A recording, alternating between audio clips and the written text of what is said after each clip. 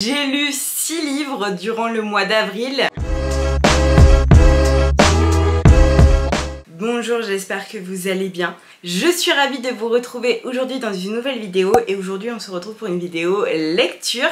Plus précisément mon bilan lecture du mois d'avril et je vais également vous partager dans cette vidéo ma pile à lire pour le mois de mai. J'ai sélectionné 6 livres qui me donnent trop envie et je vais vous les partager dans cette vidéo. Vous étiez énormément à me demander des revues sur les livres que je lisais, un bilan un petit peu plus poussé avec un résumé du livre et pourquoi je l'ai aimé, pourquoi je l'ai moins aimé. Je me suis dit que ce serait super sympa que chaque fin de mois, on se retrouve pour un bilan de mes lectures du mois, comme ça je vous en parle plus en détail parce que comme j'ai lu les livres, c'est beaucoup plus simple de vous en parler.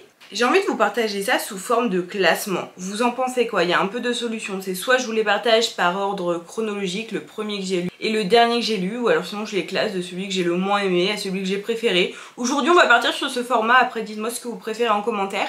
Évidemment dans la barre d'infos vous allez pouvoir retrouver les liens de tous les livres que j'ai lus, mes liens Stylink, qui sont des liens affiliés, ça me permet de gagner une commission chaque fois que vous cliquez sur mon lien. Si jamais vous voulez craquer sur un des livres, au moins vous aurez le lien directement en barre d'informations, c'est bien plus simple. Vous vous doutez, j'ai pas lu que ces livres là, c'est vrai que ma liste de recommandations est quand même assez large avec plusieurs choix, plusieurs styles de livres. Donc ce que je vais faire c'est que je vais créer une stylist avec toutes mes recommandations lecture. Je pense que dedans je vais vraiment mettre les livres que j'ai préférés, que je vous conseille à 1000%. C'est une liste que je vais venir compléter au fur et à mesure. Donc si jamais vous ne savez pas quel livre choisir, allez voir ma stylist, il y a vraiment plein de recommandations. Également, je vais créer une wishlist de lecture parce que comme beaucoup je pense, il y a beaucoup de livres qui me tentent, dont certains qui sont vraiment en haut de cette liste. Donc je pense que je vais mettre une dizaine de livres dans ma wishlist que je viendrai un peu modifier au fur et à mesure. Je viendrai enlever ceux que j'ai déjà lus et je viendrai rajouter ceux qui me donnent envie pour les prochaines semaines. Styling, c'est vraiment mon indispensable numéro 1 en tant que créatrice de contenu, étant donné que quand je vous partage quelque chose, j'aime toujours vous partager le lien pour que vous puissiez directement le retrouver. N'hésitez pas à y jeter un œil parce que vraiment je mets du temps à vous la préparer pour que vous ayez toutes les informations finalement. Sur ce, c'est parti, on va passer à mon bilan lecture en commençant par la lecture que j'ai le moins aimée. Cette vidéo commence de manière un petit peu décevante car on va commencer par un livre que je n'ai même pas terminé. C'est très rare que ça m'arrive, en général je m'accroche parce que j'ai du mal en fait à ne pas finir les romans. D'ailleurs là je vous en parle, je suis sûre qu'il y a un moment donné où je vais le reprendre afin de le terminer parce que bon je suis quand même un peu intriguée de savoir comment cette histoire se finit, surtout que j'ai vu qu'il y avait un tome 2 qui était sorti donc je me suis dit ça c'est qu'il doit être pas trop mal. Donc ça va être un petit peu plus difficile par rapport aux autres de vous donner une note, de vous donner un petit peu les mots-clés sur ce livre et vous faire un résumé étant donné que je ne l'ai pas terminé. Mais de ce que j'en ai lu et de ce que j'ai compris de cette histoire, on va suivre Zara et Rowan. L'univers de ce roman se passe dans un parc d'attractions, donc je trouvais ça sympa, ça changeait un petit peu. Et le propriétaire du parc, donc le grand-père de Rowan, est décédé. Rowan va prendre finalement la direction de ce parc. Zara, elle travaille dans ce parc et d'après ce qu'on comprend, elle connaissait bien le grand-père de Rowan. Et il y a un peu cette relation voilà, qui se crée entre patron et employé, surtout que Zara elle va faire un petit peu une erreur entre guillemets en pensant qu'elle va être virée, sauf que finalement elle se voit promue à un poste qu'elle attendait. Enfin voilà, on est un petit peu intrigué de savoir ce qui se passe dans ce parc d'attractions, quelles sont les histoires de famille, les histoires en rapport avec ce parc, etc.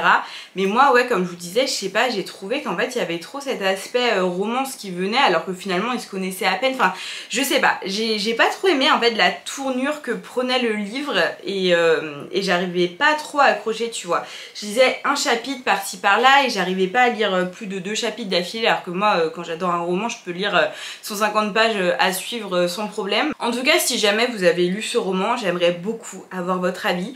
Est-ce que je le termine ou est-ce que ça ne vaut pas le coup? Voilà, dites-moi en commentaire, mais pour moi, ce fut ma déception finalement du mois d'avril. En 5e place, je vais mettre L'As de cœur. Alors là, il est en 5e place, mais je l'ai quand même apprécié. Je lui ai mis la note de 7 sur 10 et les mots-clés qui me sont revenus après avoir terminé cette lecture, c'est le poker, la famille, J'ai pas vraiment de mots, mais pour moi l'un des deux personnages principaux, donc Rose, c'est vraiment la femme indépendante, la femme forte, qu'on n'a rien à faire, tu vois, de tout ce qu'il y a autour d'elle, qui va vraiment penser à elle avant tout.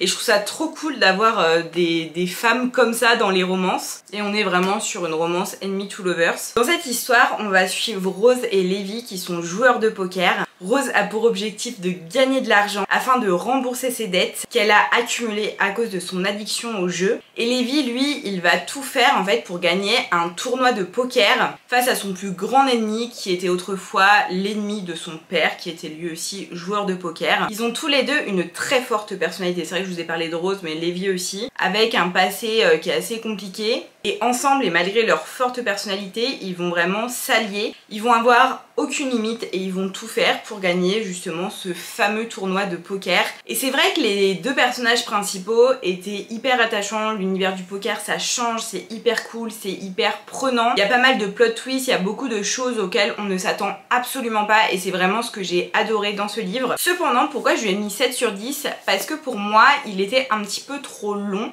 C'est vrai que pour quelqu'un, je pense, qui adore les deux personnages principaux et qui adore l'univers du poker, enfin voilà, c'est hyper personnel encore une fois. Je sais qu'il y a beaucoup de personnes qui ont adoré, ça a été un coup de cœur, etc. Mais c'est vrai que moi, c'est pas non plus ce que je préfère. Il fait quand même 530 pages. Je me disais, j'ai quand même hâte de le terminer parce que vraiment la majorité du livre se passe à Las Vegas pendant le tournoi de poker. Et ouais, je sais pas, j'avoue qu'il y a vraiment des moments où j'avais hâte de le terminer et je le trouvais un peu long, voilà. C'est pour ça que je lui ai mis la note de 7 sur 10, mais pour moi ça reste quand même un très bon roman. De toute façon, Morgane Moncomble, j'ai quand même lu pas mal de ses romans là, c'est vrai que j'en ai lu pas mal ces derniers temps.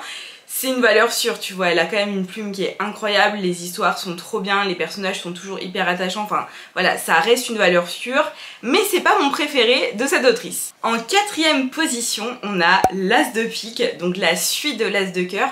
Je précise que je les ai pas lus tout de suite à la suite en fait. J'ai lu l'As de cœur en début de mois et l'As de pique c'est le dernier livre que j'ai fini d'ailleurs le 1er mai. Et vous l'aurez compris étant donné qu'il est en quatrième place, j'ai vraiment préféré l'As de pique à l'As de cœur. J'aurais pas pensé parce que je voyais souvent l'As de cœur qui revenait etc, l'As de pique un petit peu moins, je sais pas, ou alors c'est moi qu'on entendait moins parler, mais j'ai vraiment préféré l'As de pique. Et pour la petite anecdote, je m'étais trompée en fait, à la librairie j'avais acheté l'As de pique en pensant que c'était le premier tome et après on m'a dit mais Manon attention, utilise d'abord l'As de cœur, c'est vraiment dans cet ordre qu'il faut les lire et d'ailleurs c'est ce que je vous conseille aussi. Franchement l'As de cœur est quand même très cool, donc lisez d'abord l'As de cœur et ensuite l'As de pique, ça vous permettra en plus je trouve de encore plus apprécier finalement l'As de pique. Pourquoi? Parce que dans l'As de cœur le bodyguard de Levi c'est Thomas et j'avoue que c'est vraiment le personnage qui m'intriguait le plus. On sentait qu'il était assez mystérieux, enfin moi j'avoue que j'aurais aimé plus en savoir et je dirais que c'était une de mes frustrations aussi dans l'As de cœur, c'est que finalement c'était tellement concentré sur Rose et Levi que les personnages secondaires avaient l'air très cool mais on en savait beaucoup trop peu je trouve.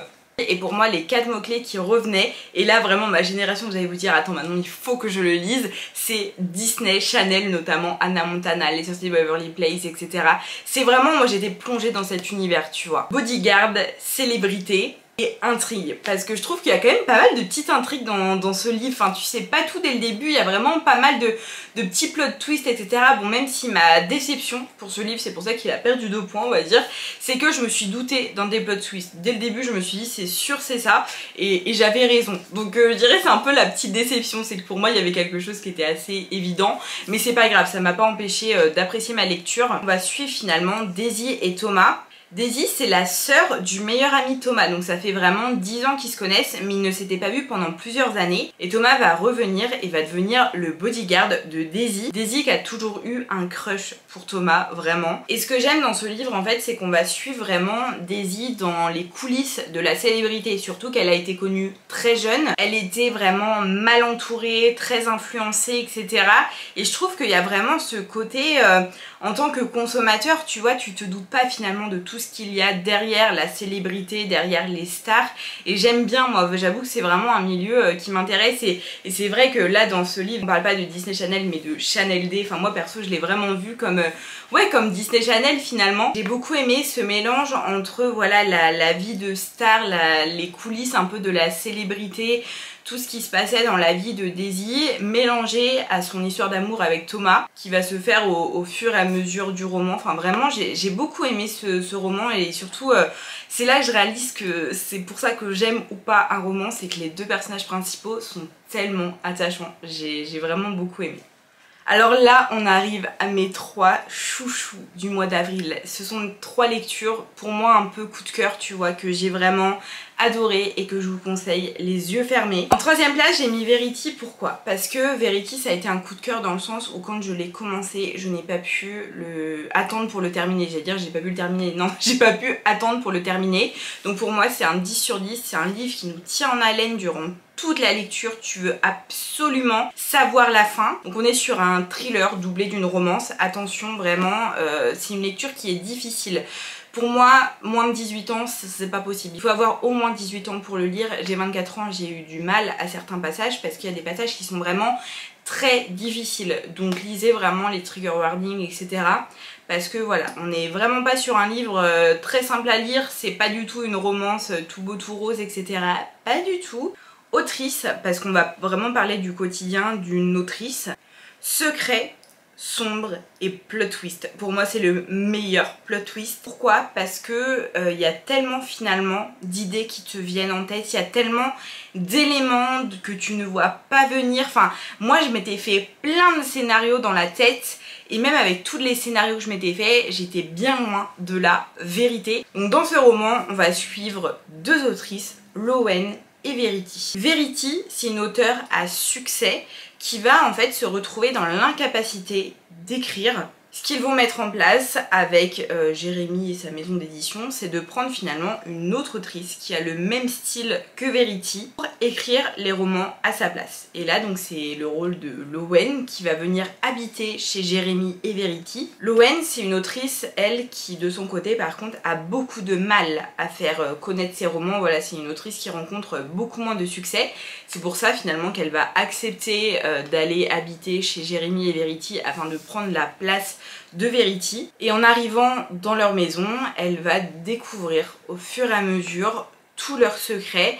Je vais pas vous en dire plus parce que pour moi, il faut vraiment tout découvrir dans ce roman. Mais si vous aimez les thrillers, si vous aimez les intrigues, je vous le conseille tellement. Donc en 2ème place, juste avant mon petit chouchou, nous avons Un hiver pour te résister de Morgane Moncomble. Alors oui, j'ai lu 3 livres de Morgane Moncomble ce mois d'avril.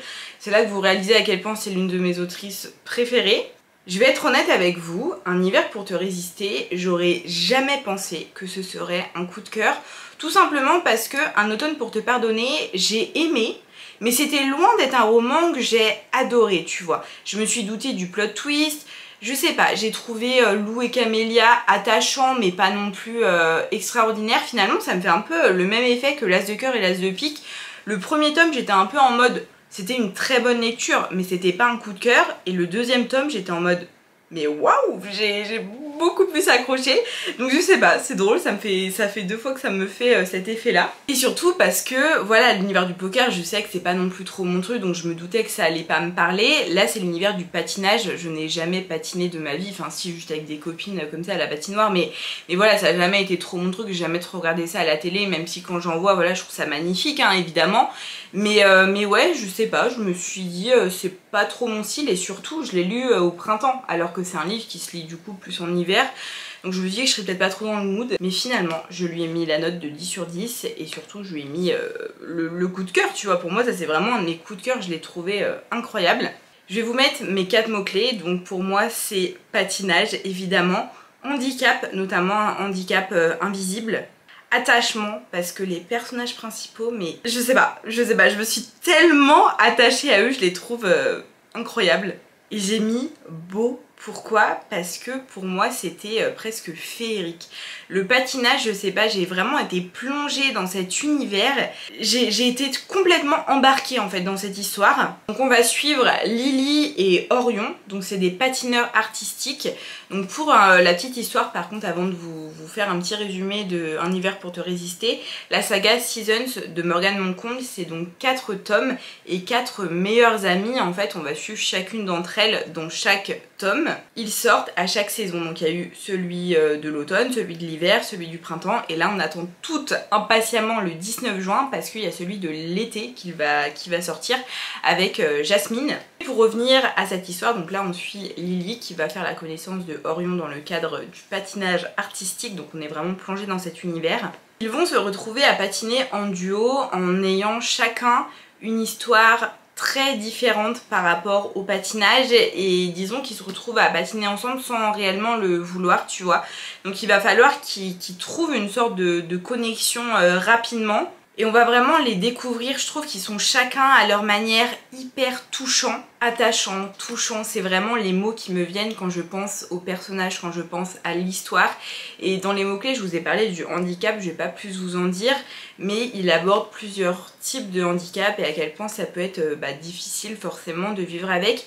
Et je sais pas, j'ai vraiment trouvé cette histoire particulièrement touchante et attachante. J'ai l'impression que ça fait 15 fois que je répète ces mots, mais c'est le cas et je vous le conseille vraiment les yeux fermés. Et si comme moi vous n'avez pas non plus adoré Un automne pour te pardonner et que vous hésitez un petit peu à continuer la saga, je vous conseille réellement de lire Un hiver pour te résister parce que pour moi parmi les deux c'est mon préféré. J'ai hâte de lire les 4 pour savoir si les autres vont détrôner celui-ci, mais pour moi ça va être difficile parce que pour moi il cochait toutes les cases et j'ai tellement aimé ma lecture. Mon chouchou du mois d'avril, la première place revient à Un animal sauvage de Joël Dicker.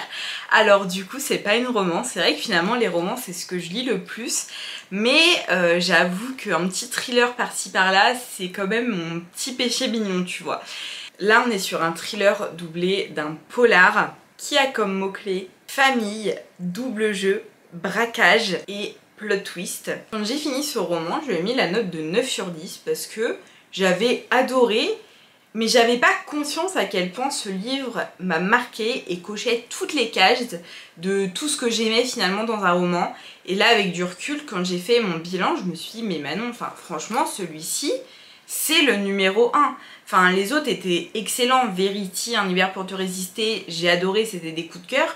Mais celui-ci c'est celui que je conseillerais le plus à tout le monde parce que pour moi il est écrit d'une manière qui est incroyable. En fait ça mêle à la fois plein de choses qui parlent à tellement de monde, enfin je sais pas comment expliquer mais pour moi ouais, il coche toutes les cases, donc c'est un 10 sur 10 pour ce roman évidemment, avec un vrai coup de cœur parce que c'est vraiment un roman que je conseille quoi, les yeux fermés. Si vous avez aimé la série Breaking Bad, je vous conseille de le lire. Parce que pour moi, c'est ce que j'ai dit à mon mec quand je l'ai terminé, je lui ai dit mais attends, je trouve qu'il y a une vibes de Breaking Bad dedans. Alors attention, on n'est pas du tout sur la même histoire, etc. Là, ça parle plus de braquage, mais j'ai trouvé qu'il y avait un petit peu, ouais, cet esprit. Donc si jamais vous avez vu Breaking Bad et que vous avez lu ce roman, dites-moi si vous aussi, vous trouvez qu'il y a un peu cette vibes. Parce que si je devais comparer ce roman à une série, c'est vraiment celle-ci qui me revient. Donc voilà, si jamais vous avez aimé Breaking Bad et que vous ne savez pas quel livre lire, ben, lisez celui-ci. On va passer quand même au résumé parce que là vous vous dites mais Manon tu nous en parles et tout mais on sait toujours pas de quoi ça parle. On va suivre deux familles, vraiment deux familles dans leur vie finalement. On a un petit peu la famille parfaite qui vit dans une belle maison, qui ont deux beaux enfants, enfin voilà, tout va bien pour eux, etc. Et on va suivre aussi la famille, j'ai envie de dire normale, standard, tu vois, qui vit dans leur petite maison, qui ont leurs problèmes de couple. On va comprendre au fur et à mesure du roman que chaque famille a ses secrets, voilà, a ses problèmes, enfin voilà, on va finalement apprendre à connaître chacune des deux familles avec leur passé, leur présent, voilà, un peu tout ça. On va aussi comprendre qu'un braquage se prépare, voilà, on va voir vraiment des petits bouts de ce fameux braquage sans trop comprendre quel est le lien avec les deux familles.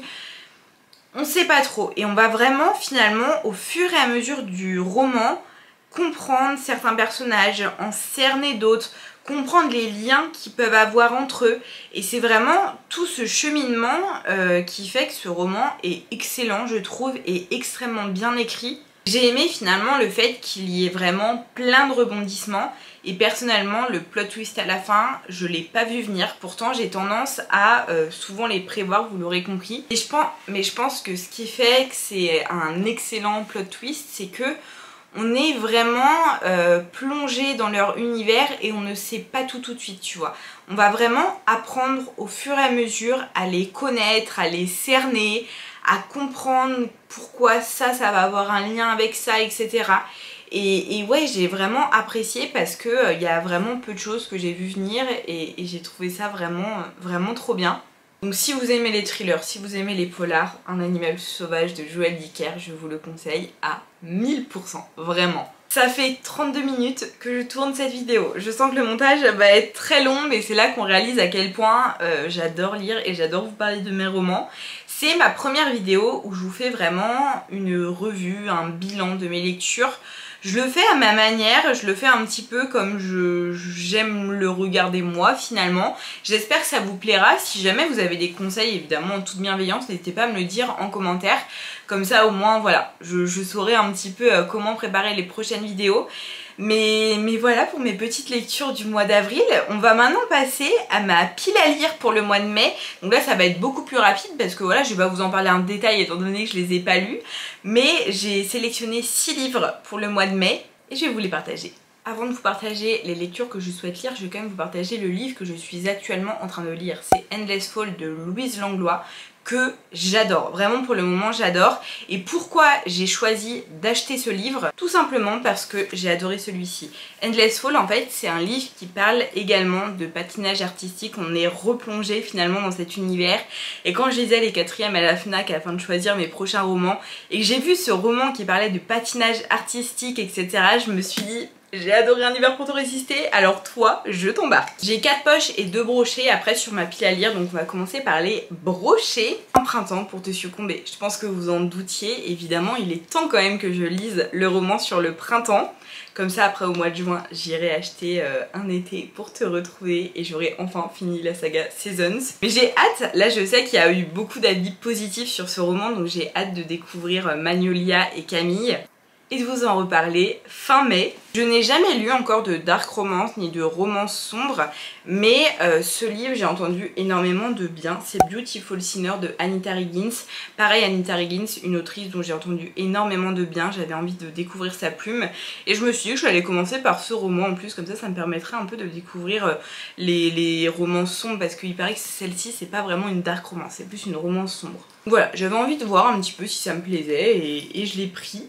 Vous l'aurez compris, j'adore les thrillers, donc j'étais obligée d'en mettre un quand même dans ma pile à lire. La femme de ménage de Freda McFadden. J'ai entendu énormément de points positifs sur ce livre. Quand j'ai terminé Verity, c'est le livre qui est le plus revenu. Vous me l'avez toutes conseillé pratiquement. Donc j'ai couru l'acheter, en plus c'est un poche donc il coûtait seulement 8,60 €, donc ça on adore. Un petit peu plus léger, on repasse sur une romance. C'est vrai que les 2 prochains là c'est des romances qui sont beaucoup plus légères parce que je me rends compte que j'ai besoin un peu d'équilibrer mes lectures, tu vois, passer sur une romance très légère, une romance un petit peu plus intense etc, ensuite passer sur un thriller. Enfin j'aime bien en fait changer de style finalement au fur et à mesure et suivant mes moods. C'est vrai que voilà, j'aime bien adapter tout ça. Et Tempête du Sud de Brittany Sechéry, j'ai entendu énormément de bien de ce roman. Il paraît qu'il est très simple à lire, que c'est une romance qui est très belle etc.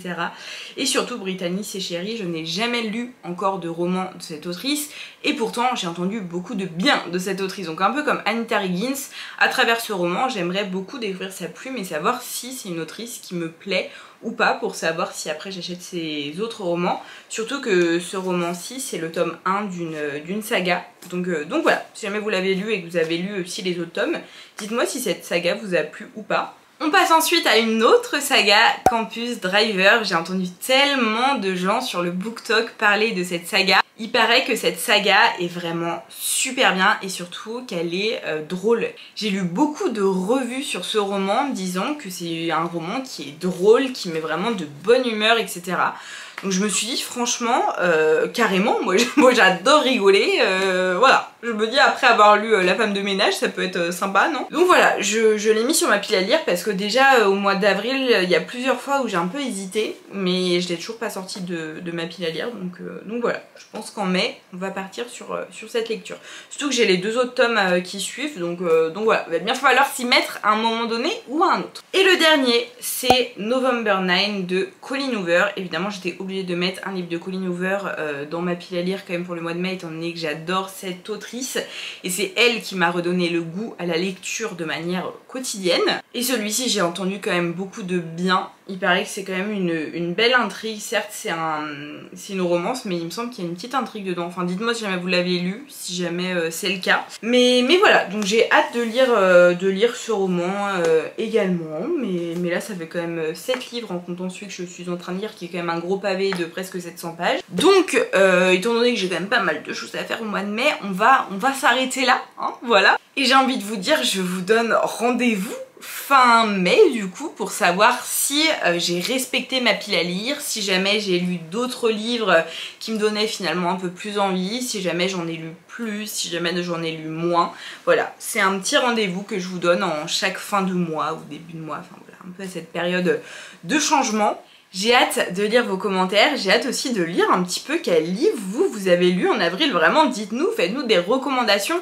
Moi, je note tout, hein, vraiment toutes les recommandations que vous me faites. J'ai mon petit carnet avec mes prochaines lectures, mes prochains achats aussi, où je me note un petit peu des titres qui pourraient m'intéresser, même entre vous. Si jamais, par exemple, vous êtes plus team thriller, policier, c'est vrai que dans cette vidéo, j'en ai présenté que 3. Donc voilà, c'est vrai que c'est pas non plus énorme. Donc n'hésitez pas dans les commentaires à partager vos meilleures recommandations. On est vraiment sur une plateforme qui est là pour échanger, donc c'est le but tout simplement. Venez me rejoindre sur mes réseaux sociaux Instagram et TikTok que je vous affiche à l'écran. N'hésitez pas à liker, commenter et vous abonner à ma chaîne YouTube, ça me fait trop plaisir et ça me permet de faire grandir cette chaîne YouTube. Et en attendant une prochaine vidéo, moi je vous dis à bientôt.